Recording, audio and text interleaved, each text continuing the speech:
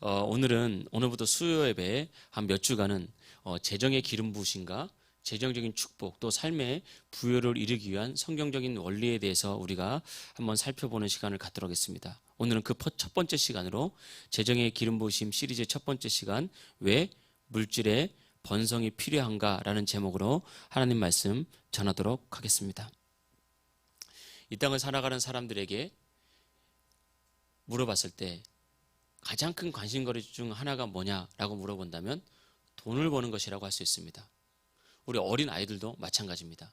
지금은 세상에 부의 지도가 바뀌었기 때문에 과거와 같은 방법으로 똑같은 방법으로 우리가 부를 이루는 것 참 쉽지 않습니다.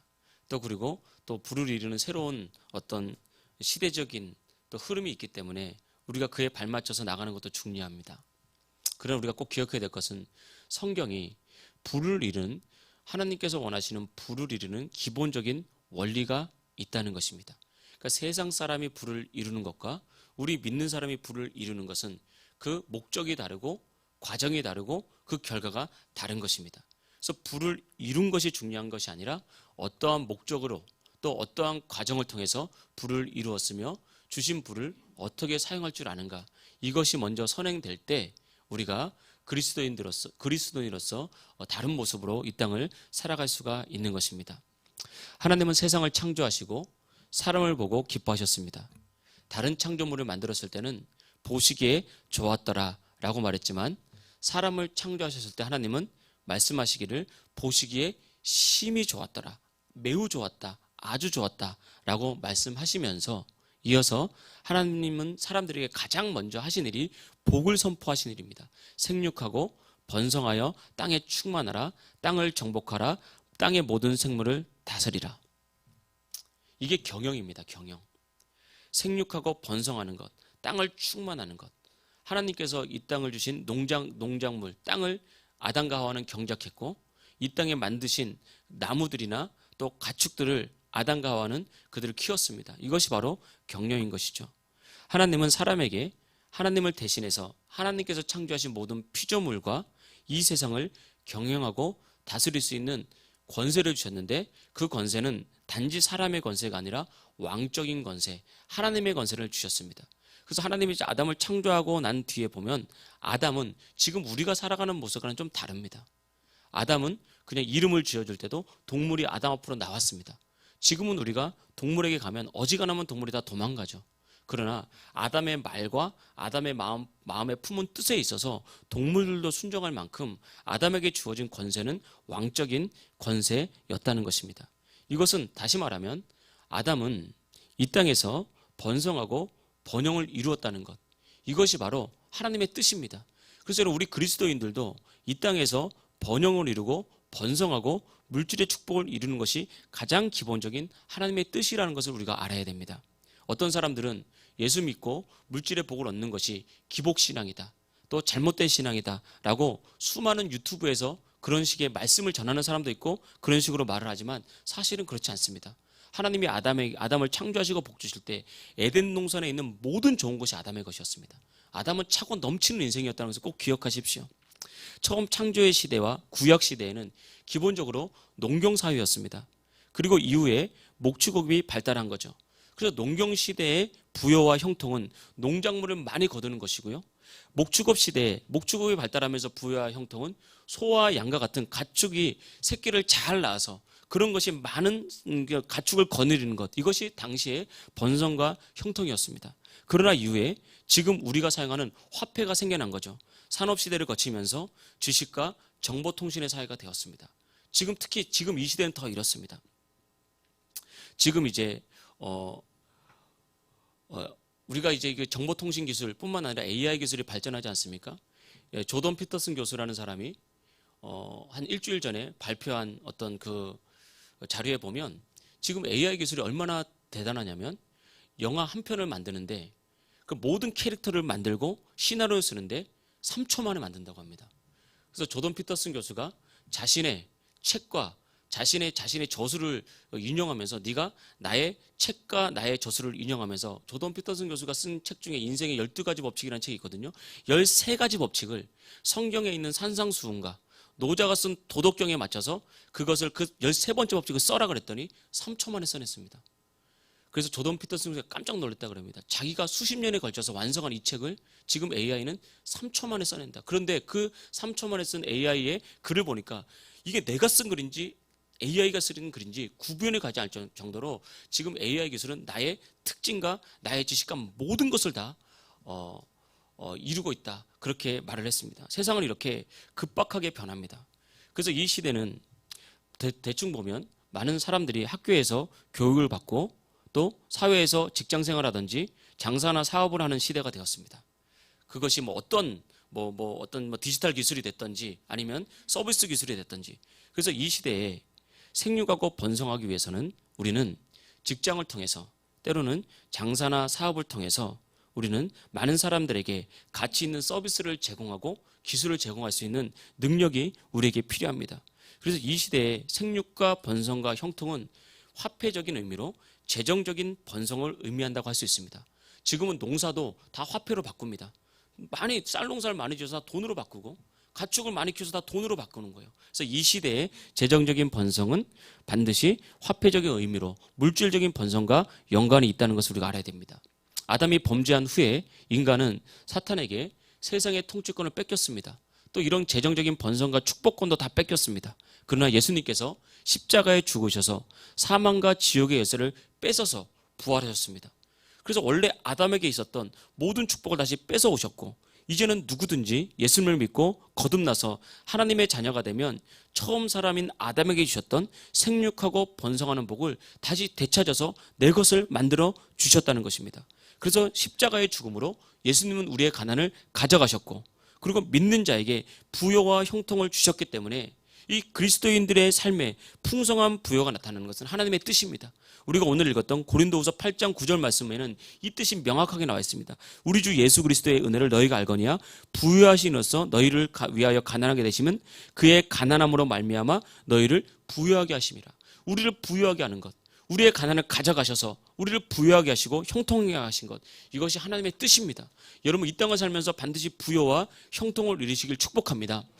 성경에서 대표적으로 그리스도인들이 가진 복 두 가지를 말하면 치유, 건강과 재정적인 부여입니다. 이 성경에서 말하는 치유와 재정적인 형통은 모두 믿음으로 받는 것입니다. 믿음으로. 그러나 이 치유를 받는 것과 형통을 이루는 것과는 차이가 좀 있습니다. 치유는 내가 치유됐다는 것을 믿음으로 믿고 내 안에 치유가 있다는 것을 믿고 믿음으로 치유를 고백하고 선포하고 건강한 모습을 계속해서 믿음으로 바라보면 하나님께서 치유를 주십니다. 어떤 사람은 금방 주시기도 하고 또 어떤 사람은 시간이 지나기도 하고 또 어떤 사람은 분명히 질병을 가지고 있음에도 불구하고 그 질병이 그 사람의 삶을 전혀 터치하지 못하고 간섭하지 못하는 그런 건강을 주십니다. 그래서 치유는 그냥 믿음으로 우리가 믿고 선포하고 고백하고 믿음을 가지고 나가면 하나님께서 주시는 것입니다. 이게 치유라고요. 그런데 재정적인 분야는 좀 다릅니다. 재정적인 분야도 똑같이 믿음으로 되는 것이지만 우리가 단순히 마음으로 믿고 믿음으로 고백한다고 해서 없던 지폐가 갑자기 내 손에 생기는 것이 아닙니다. 이게 치유와 재정적인 형통이 다른 것입니다. 그래서 재정적인 분야가 어떤 면에서는 치유보다 이루기가 삶의 실제를 만들기가 좀 더 어렵습니다. 그래서 우리가 하나님께서 주시는 이 재정적인 형통은 치유처럼 하나님께서 우리에게 직접 주시는 것이 아니라 우리가 믿음으로 내가 돈을 벌어야 되는 거예요. 이것이 형통과 치유와의 차이가 있습니다. 물론 하나님은 때때로 초자연적인 방법으로 우리 인간이 생각할 수 없는 방법으로 어떤 빚의 문제라든지 어떤 번성의 문제를 줄 때도 있습니다. 그러나 우리가 기본적으로 하나님의 뜻은 우리가 세상에 나가서 세상 사람들과 견주어서 함께 돈을 벌어야 된다는 것. 그래서 성경은 믿는 사람이나 믿지 않는 사람이나 똑같이 태양을 줬고 똑같이 비를 줬다고 말했습니다. 그런데 똑같은 태양과 똑같은 비가 내릴 때 농사를 지을 때 어떤 사람이 농사를 더 잘 짓느냐, 이것은 다른 문제입니다. 농사를 더 잘 짓는 사람이 나중에 열매를 더 많이 맺는 거예요. 그래서 우리는 이런 믿음을 가지고 하나님께서 복 주셨다는 믿음을 가지고 이 세상에 나가서 이 세상 사람과 함께 경쟁하면서 돈을 버는 것, 이것이 하나님께서 우리에게 재정적인 형통을 이룰 수 있도록 우리를 만드는 것입니다. 그래서 하나님은 우리에게 주신 것은 화폐를 주신 것이 아니라 재물 얻을 능력을 주셨다라고 말을 했습니다. 그러니까 우리의 믿음은 하나님께서 나에게 재물 얻을 능력을 주셨다. 그러니까 내가 하는 일이 잘 될 수 있도록 나에게 능력을 주셨다. 이 믿음을 믿고 이 믿음을 가지고 내게 주신 능력을 자꾸 개발해야 되는 거예요. 개발해서 나의 분야에 자꾸 전문가가 돼야 됩니다. 그래서 돈을 많이 벌기 위해서는 화폐 가치가 높은 상품을 만드는 사람이 되든지 어떤 기술을 제공할 수 있는 기술의 사람이 되든지 아니면 어떤 사람에게 서비스를 제공할 수 있는 사람이 되어야 됩니다. 예를 들면 보험 설계사 같은 사람들 있잖아요. 서비스를 제공하는 거예요. 그 사람들은 기술을 제공하는 것이 아닙니다. 어떤 사람들에게 재무 설계를 해줌으로써 이 서비스를 통해서 어떤 사람이 그 사람은 돈을 벌고 물질의 가치를 높이는 거거든요. 그래서 가만히 보면 그냥 재무 설계를 했을 뿐인데 그 사람은 엄청난 부유를 얻은 사람이 상당히 많다 이 말입니다. 내가 물건을 파는 것도 아니고 내가 물건을 만드는 것도 아니고 이미 만들어진 것 가지고 서비스라는 데도 불구하고 물질의 부유를 이룬단 말입니다. 그것은 이 세상 사람들에게 무슨 화폐 가치를 높여주는 어떤 서비스를 제공했기 때문에 그렇습니다. 그래서 우리는 이 분야에 대해서 기도하고 또 준비하고 또 노력함으로 재정적인 형통을 반드시 이루어야 됩니다. 하나님이 이렇게 준비된 그리스도인들을 통해서 이루십니다. 하나님께서 우리에게 복을 주시려고 하셔도 우리가 준비되지 않으면 그 복을 얻을 수가 없는 것이죠. 구약시대에 이삭과 다른 사람들의 차이가 나옵니다. 이삭이 살던 지역은 물이 귀한 곳이었습니다. 이삭은 당시에 가축을 키웠습니다. 양과 염소와 소를 많이 키우는 목축업을 했습니다. 이삭이 살았던 이 그랄이나 블레셋 지역도 많은 사람들이 목축업을 했습니다. 그런데 그 지역은 물이 귀한 지역이었다고요. 그런데 놀라운 것은 이삭에게 하나님의 복이 임하니까 이삭은 우물을 팔 때마다 물이 나왔어요. 그러니까 주변 사람들이 이삭을 시기해서 이삭이 우물을 파면 그 우물을 뺏었습니다. 근데 참 놀라운 거죠. 그 사람들은 우물을 파도 물이 안 나오는 거예요. 그래서 이삭은 우물을 뺏겨서 다른 곳에 가서 또 우물을 파면 또 물이 나오는 거예요. 이게 바로 이삭의 열심과 하나님의 은혜가 만난 거예요. 바로 우리 믿는 사람들의 형성이 이런 것입니다. 우리 믿는 사람들도 이삭처럼 우물을 파야 됩니다. 나의 분야에 전문성을 키우고 노력을 다하고 성실함을 해야 됩니다. 그러나 그 위에 하나님의 은혜가 임해야 되는 거예요. 열심히 우물을 팠지만 하나님의 은혜가 없으니까 이 블레셋 사람들에게는 우물에 물이 나오지 않는 거예요. 그러니까 열심히 춥게 우물을 파고 고생만 하고 가축은 죽어가고. 그러나 이삭이 우물을 파니까 우물을 파는 대로 물이 나오기 시작했다는 것입니다. 그래서 우리의 모든 복의 근원은 하나님이라는 사실을 우리가 믿고 또 동시에 우리가 해야 될 일을 성실히 준비하면서 나갈 때 하나님의 형통이 우리에게 임하고 그 형통을 세상 사람들이 빼앗을 수 없어요. 블레셋 사람들이 이삭의 형통을 빼앗을 수가 없었습니다. 나중에는 이삭이 모든 사람이 흉년이 들어서 다 죽게 되었을 때 이삭은 그의 농사를 지어서 100배를 얻었다 그랬습니다. 이것이 하나님의 형통입니다. 블레셋 사람이 이삭의 형통을 뺏어갈 수 없었습니다. 모든 사람들이 흉년에서 비가 오지 않고 흉년을 거듭하고 농사의 농작물을 거둘 수 없을 때 이삭은 100배의 열매를 얻었습니다. 우리도 마찬가지입니다. 이 시대가 어렵고 힘들고 사업이 안 되고 물가가 오르고 경제가 불안하다 할지라도 하나님의 복이 임하면 세상의 어떤 경제 시스템도 우리의 복을 뺏어갈 수가 없는 거예요. 그래서 우리가 이 과학사회가 아무리 발전한다 할지라도 또 우리가 그것에 대해서 문외한이 되는 건 좋지 않지만 그러나 그럼에도 불구하고 하나님의 복이 임하면 지금 이 시대에 소를 키워도 돈을 번다 이 말입니다. 지금 이 시대에 내가 쌀을 키우고 상추를 심고 그 농작물을 재배해도 그 사람에게는 반드시 복이 임합니다. 이 시대를 따라가지 말고 그 사람에게 주신 그 은사를 따라서 복을 믿고 나의 일을 성실하게 하십시오. 그래서 나의 분야에서 열매를 거둘 수 있어야 됩니다. 그것이 우리가 가져야 될 기본적인 원칙이고 성경에서 부요를 이루는 가장 기본적인 성경의 원리인 것입니다. 그래서 우리는 그리스도인들은 게을리 살지 말고 자신의 분야에 탁월함을 갖추도록 준비하고 노력해서 전문성을 키우고, 둘째는 우리가 갖춘 전문성이 효과를 드러내기 위해서 꼭 하나님 앞에 은혜를 구하십시오. 엎드릴 수 있어야 됩니다. 겸손하게 정말 엎드려 하나님을 바라볼 수 있어야 되는 것입니다. 세상 사람들은 돈을 벌면 어떤 일을 합니까? 오늘 말씀을 기본적으로 포인트를 말씀드리는 건데, 세상 사람들은 돈을 많이 벌면 집을 사고 차를 바꾸고 좋은 옷을 입고 세상에 좋은 것을 누리면서 자신에게 있는 부를 자랑하고 누리려고 하는 것, 이것이 바로 세상 사람들이 돈을 벌면 하는 일입니다. 여러분, 여기 있어서 우리 믿는 사람들은 달라야 됩니다. 내가 예수님 믿는 사람인데 똑같이, 내가 세상 사람과 똑같이 하나님께서 나에게 부여를 주시고 내가 부를 이루고 재정적인 번성을 이뤘을 때 집을 사고 차를 바꾸고 좋은 옷을 입고 세상에 좋은 것을 누리고 사람들에게 자신의 부를 자랑하는 것으로 끝난다면 이것은 하나님께 부를 얻은 이유가 없는 것입니다. 하나님께서 기뻐하지 않는 거죠. 그래서 예수님은 뭐라고 말했냐면 부자가 천국에 들어가는 것이 어렵다고 했습니다. 어느 정도로 어렵다고 했습니까? 낙타가 바늘구멍 들어가는 것보다 어렵다고 했습니다. 사실은 낙타가 바늘구멍을 통과하는 것은 불가능한 거죠. 그런데 왜 부자가 천국에 들어가는 것이 어렵습니까? 돈이 많다고 천국에 들어가는 것이 어려운 것이 아닙니다. 돈이 많기 때문이 아닙니다. 내가 가진 것이 많기 때문에 유혹이 많은 거예요. 이런 가진 것이 없으면 유혹거리가 없다고요. 내가 가진 것이 없을 때는 세상이 나를 유혹해도 그것은 내 것이 아니기 때문에 아예 그냥 염두에 두지도 않습니다. 그런데 우리는 가진 것이 많을수록 유혹에 더 많이 노출되고 가진 것이 많을수록 더 많은 욕심이 생기고 그렇기 때문에 가진 것이 많을수록 마귀의 시험이 많아지고 그래서 쉽게 넘어지기 때문에 그래서 예수님은 말했습니다.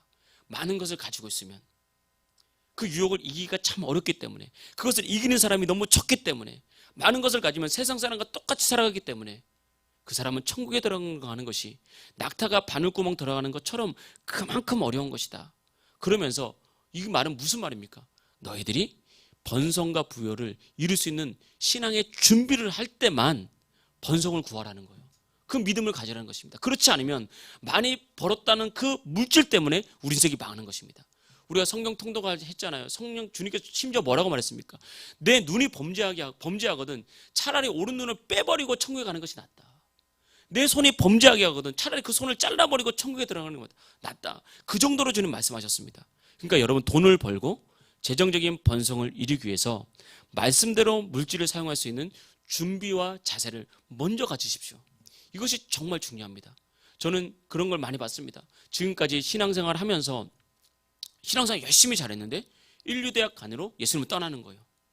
그리고 나중에 장사라든 뭐라든 큰 돈을 벌고 난 다음부터 신앙이 점점 희미해지니 나중에 예수님 믿는데 교회를 안 다녀요. 예수님 떠난 사람 정말 많이 봤습니다.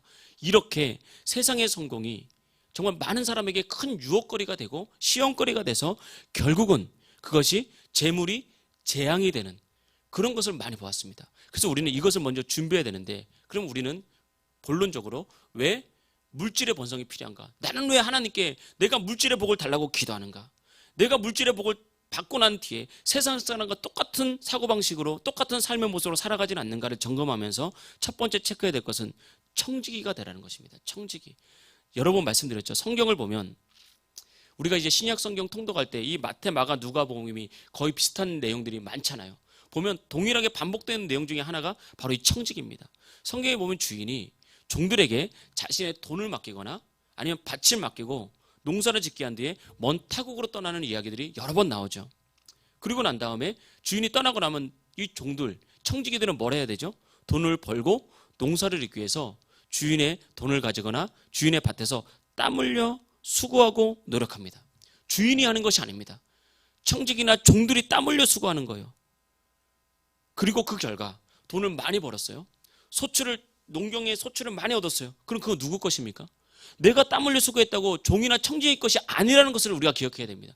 주인의 거예요, 주인이. 그래서 주인이 와서 그거 나에게 달라고 하니까 종들이 어떻게 했습니까? 안 주는 거예요.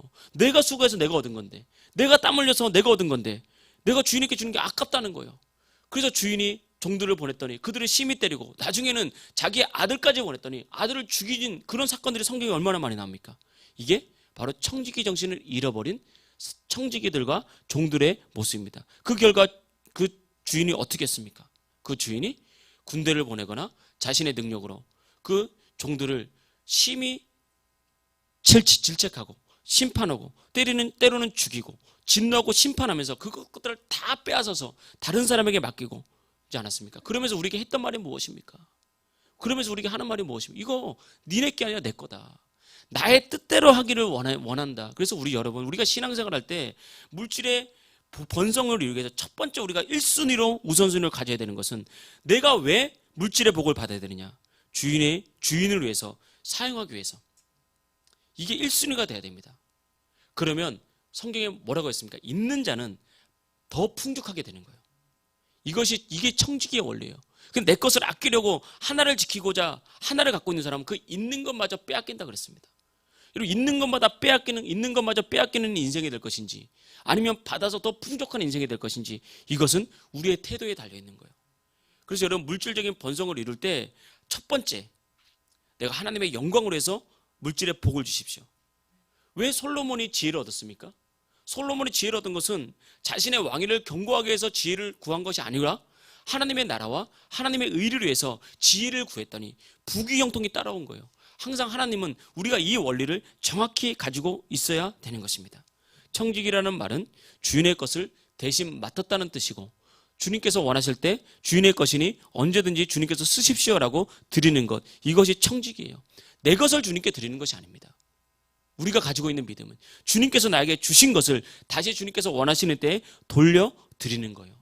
이것이 바로 하나님께서 원하시는 청지기의 모습인 거죠. 그래서 우리가 이 땅을 살아갈 때 주님께서 주신 물질을 가지고 자꾸 창고를 짓고 부자처럼 내가 이제 내일 먹을 것을 내가 미리 준비해 놓고 이 물질을 의지하고 살려고 하는 그 어리석은 자처럼, 오늘 내가 너의 생명을 도로 찾으면 그것이 너의 것이 되겠느냐, 주님께서 말씀하셨던 그런 부자로 살지 말고, 여러분, 하나님께 주신 물질에 대해서 우리 마음을 활짝 열고 또 삶의 창고의 문을 활짝 열고 우리 청지기처럼 하나님을 위해 사용하십시오. 그러면 더 많은 것을 맡기십니다.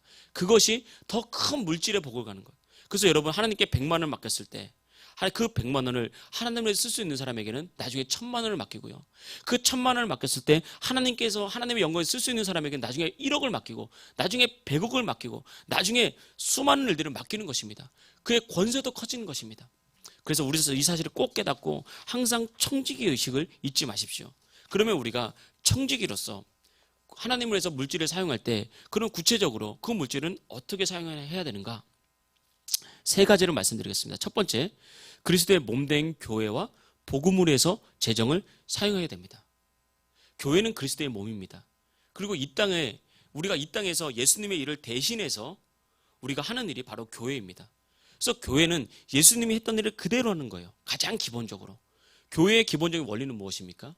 예배하고 찬양하는 것, 그리고 교육하는 것, 그리고 전도와 선교, 교제와 봉사, 구제, 이런 것들이 교회가 하는 거예요. 이거 다 예수님이 했던 사역들이거든요. 예수님의 3대 사역은 가르치고 치유하시고 전파하는 사역이지만, 가만히 보면 예수님께서 가르치는 사역에 교육이 있습니다. 또 예수님은 구제하기를 힘썼습니다. 구제하면서 가난한 자를 도우면서 복음을 전했거든요.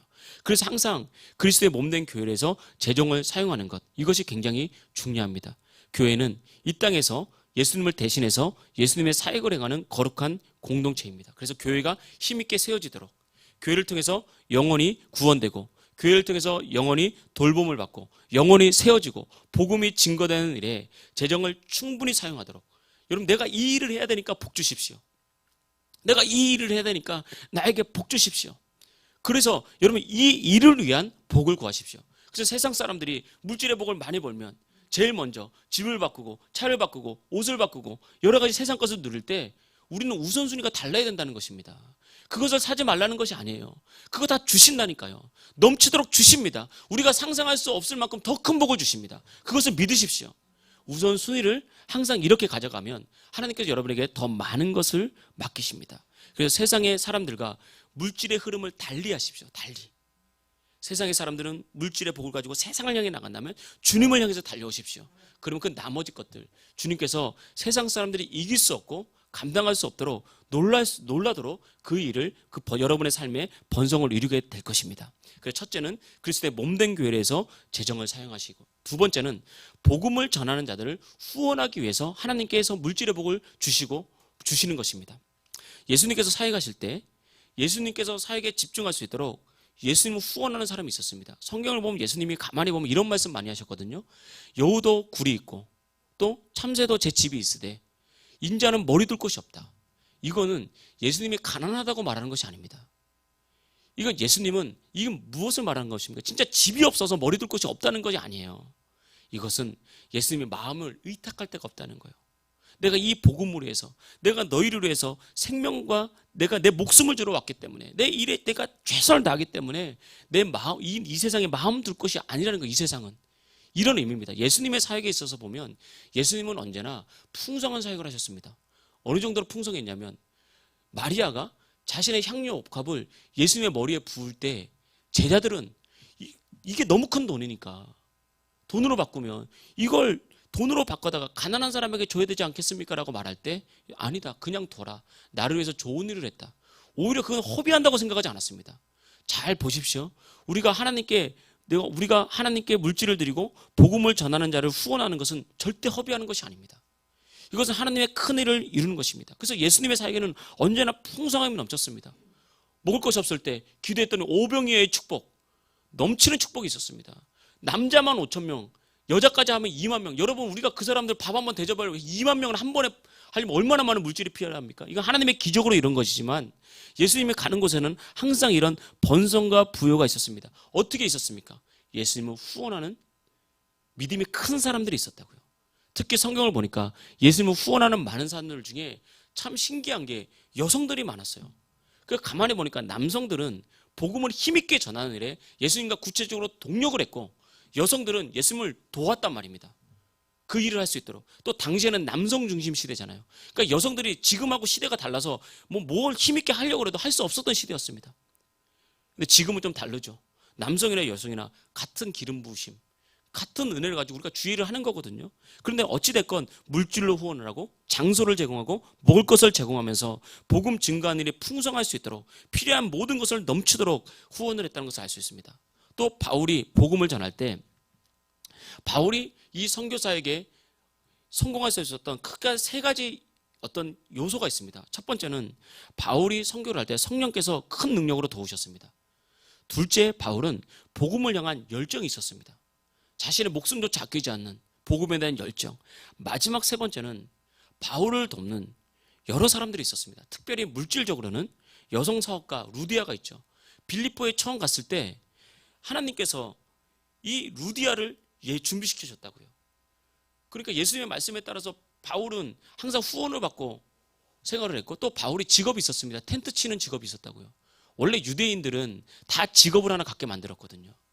그래서 우리가 아는 이 스피노자 같은 철학자들은 무슨 직업이 있죠? 안경을 만드는 직업이 있었습니다.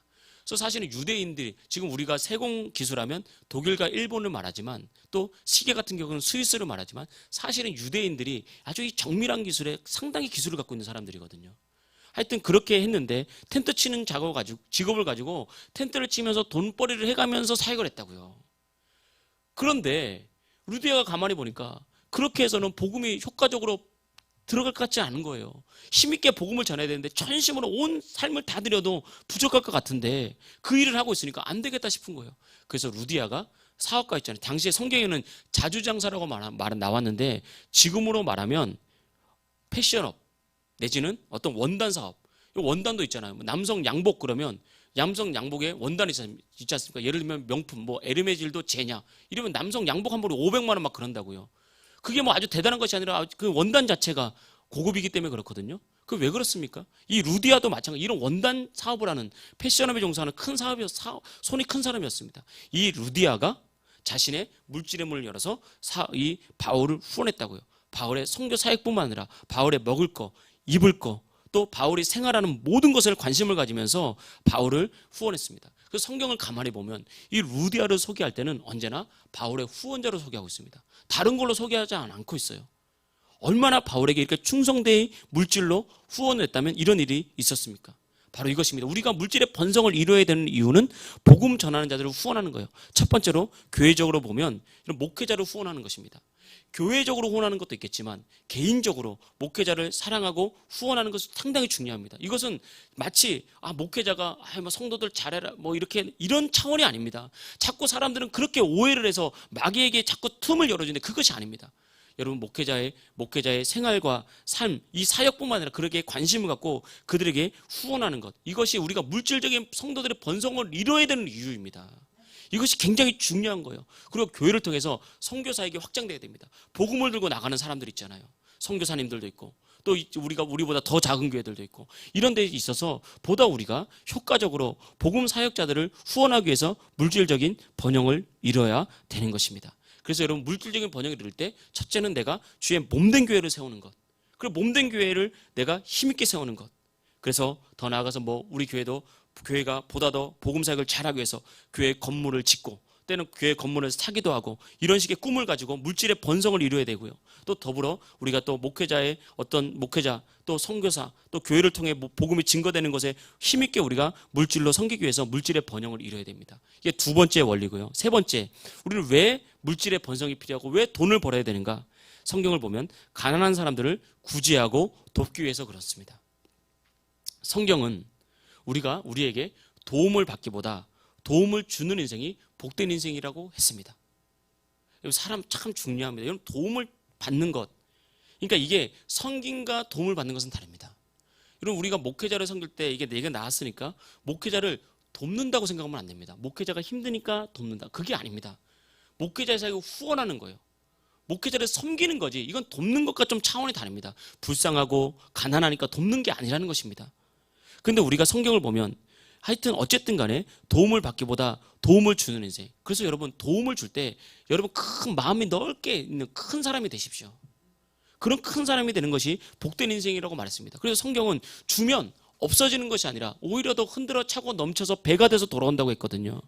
그래서 여러분, 우리가 주의 사랑으로 주는 인생이 되면 더 풍족한 인생이 된다, 성경이 말하고 있습니다. 특별히 성경이 경건에 중요한 척도로 고아와 과부를 돕는 것이라고 했습니다. 그런데 이 고아와 과부를 도울 때 성경은 두 가지 원리를 제시하고 있습니다. 첫 번째, 고아와 과부를 섬길 때 그들에게 교회의 짐을 맡기지 말라 그랬어요. 성경을 보면 1순위로 교회가 힘든 사람을 돕는 것이 아니라는 거예요. 여러분, 이 말씀을 한번 읽어보셨습니까? 나중에 고린도 전후서 말씀을 한번 읽어보십시오. 구제는 어떻게 해야 되는가? 먼저, 그럼 고아와 과부는 먼저 누가 돕습니까? 가족이 돕는 거예요. 가족이. 근데 고아와 과부는 제일 먼저 가족이 책임져라. 반드시 가족이 책임져야지. 이 고아와 과부를 친척들이 있거나 그러면 이 교회에 넘기면 안 된다. 여러분, 이 원리를 명확히 하십시오. 앞으로 우리가 교회가 성장하게 되면 우리 교회도 여러 가지 구제 사역을 하지 않겠습니까? 제일 먼저 교회 안에 있는 과부와 고아들, 어려움을 당한 사람들은 1순위로 먼저 교회가 나서서 돕는 게 아니에요. 그러면요, 사단이 역사합니다. 반드시 그렇게 되지 않습니다. 사람은 아무것도 아닌 것 같지만요, 돈 1,000원, 돈 10,000원 때문에 굉장히 사람이 섭섭하고 속상한 것이 다 사람의 마음에 다 똑같습니다. 그래서 먼저 그들을 가족이 책임지도록 만드는 것이고요. 두 번째, 가족이 없는 사람이 있습니다. 고아와 과부인데 도울 가족이 없는 거예요. 또 때로는 도울 가족이 있긴 있는데 완전히 외면하고 남처럼 살아가는 사람, 그런 사람들을 교회가 구제하고 돕는 것입니다. 여러분, 개인적으로 구제하고 섬길 때도 이 원리를 잘 간직하십시오. 내가 인간적으로 저 사람 힘들다고 돕는 게 아니에요. 힘들다고 돕기 시작하면요, 사단은 반드시 역사합니다. 그리고 우리가 그 사람이 힘들기 위해서 섬기고 이런 건 있지만 어느 선을 잘 지키는 것이 꼭 필요합니다. 그래서 자신의 힘으로 말하자면 도저히 살 수 없는 사람들, 이걸 교회가 도와야 돼요. 그리고 여러분들은 개인적으로 사랑을 가지고 많은 돕는 사역을 또 많이 하십시오. 일할 수 있는데 일 안 하는 사람, 그런 사람은 힘든 사람이 아닙니다. 성경은 뭐라고 그랬습니까? 일할 수 있는데 일 안 하는 사람은 먹지도 말라고 했어요. 그런 건 돕는 게 아니에요. 그런 건 구제하는 것이 아닙니다. 그래서 우리 속담에 이런 말이 있어요. 가난은 나랏님도 구제를 못한다고. 돈을 줘서 그 사람 구제한다고요? 그럴 리는 없습니다. 당장에 먹을 것이 없는 사람들은 도와줘야 되지만 그 사람들이 일할 수 있도록 성령이 임하고 은혜가 임하면 스스로 힘을 내서 일하는 것이지 자꾸 뭔가를 줘서 만드는 것이 아닙니다. 교회가 이 원리를 절대 놓치면 안 됩니다. 그래서 이걸 명심해야 되고요. 특별히 이 섬김의 원칙에 있어서 또 하나님께서 우리에게 주셨던 하나의 원리, 두 번째 원리가 있습니다. 그것은 뭐냐면 오른손이 하는 일을 왼손이 모르게 하라는 거예요. 여러분, 이거 꼭 명심하십시오. 내가 누군가를 섬길 때 다 몰라야 됩니다. 다 그냥 알도록 막 이렇게 드러내도록 누구를 섬기는 게 아니에요. 이 원리를 명심하십시오. 은밀히 섬기라고 그랬어요, 성경이. 그래서 여러분, 우리가 누군가를 섬길 때 신앙생활하거나 우리가 그 교회를 다니거나 누군가를 섬길 때 내가 섬기는 거 다른 사람이 몰라야 돼. 은밀한 중에 섬기라 그랬습니다. 그런데 모든 사람들이 보도록 섬기는 것, 성령이 주님께서 뭐라고 했죠? 그들은 그들의 상을 이미 받았다. 그들의 상을 이미 받았다는 거예요. 그들이 막 섬기는 거 보면 저 사람은 정말 다 아니까 정말 섬기는 건 정말 잘해. 이미 칭찬 다 받은 거예요. 이미 다 이 땅에서 다 받은 거, 하늘의 상급이 없다니까요. 그래서 성경은 뭐라고 그랬습니까? 은밀한 중에 보신 하나님께서 갚으시리라. 그래서 여러분, 내가 오른손에 하는 일을 왼손이 모르게, 드러내지 말고 은밀하게, 저 사람이 그런 일도 했어? 그렇게 했어? 이렇게 하는 거지. 그건 뭐 이렇게 막 드러내고 사람들이 다 보도록 그렇게 하는 게 아닙니다. 그거는 어리석은 거예요. 그렇게 되면 사단이 반드시 역사합니다. 그래서 우리가 항상 은밀하게, 이게 성경의 말씀이니까 우리는 그렇게 은밀한 중에 할 때 하나님께서 보시고 갚는다라고 했습니다. 오늘은 말씀을 통해서 재정의 기름 부으심 첫 번째 시리즈, 돈을 어떻게 버는가가 아니라 왜 우리가 돈을 벌어야 되는가, 왜 하나님은 나에게 물질의 번성을 주시는 이유가 무엇인가에 대해서 살펴봤습니다. 이것을 준비하십시오. 주의 몸된 교회를 힘있게 세우기 위해서. 두 번째는 복음을 전하는 사역자들, 목회자나 선교사를 돕기 위해서. 이 선교의 기본적인 원리도 항상 교회를 통해서 도우십시오. 교회를 통해서. 내가 개인적으로 자꾸 뭔가를 하려고 하기보다는 교회를 통해서 돕는 것이 좋습니다. 그리고 나머지 세 번째는 가난한 자나 고아나 가부처럼 자신의 힘으로 살 수 없는 사람들을 돕기 위해서. 이것을 해서 여러분 물질의 어떤 번성을 구하시고요. 또 마음을 크게 가지십시오. 큰 사람 되세요. 큰 사람. 자꾸 작은 사람 돼서 인색하게 하지 마시고 큰 사람. 그래서 성경에 물질을 드릴 때 원리가 무엇입니까? 인색하거나 억지로 하지 말고 자원하는 마음을 하라. 이것이 원리입니다. 그럼 하나님께 복을 주십니다. 그래서 여러분, 이 재정의 기름 부심의 이 원리 가운데 내가 왜 물질의 복을 받아야 되고 하나님께 내가 물질의 복을 구하느냐, 내가 물질의 복을 임했을 때 어떻게 살아야 되는지, 이걸 명확히 한 뒤에 주님께 물질의 복을 구하고 이에 계속해서 시리즈 말씀으로 증거할 때 그렇게 되겠구나, 성령의 감동이 오는 것을 순종하다 보면 반드시 여러분 삶에 놀라운 축복과 어떤 물질의 축복이 임할 줄 믿습니다. 이런 은혜가 저와 여러분에게 함께 있기를 주의 이름으로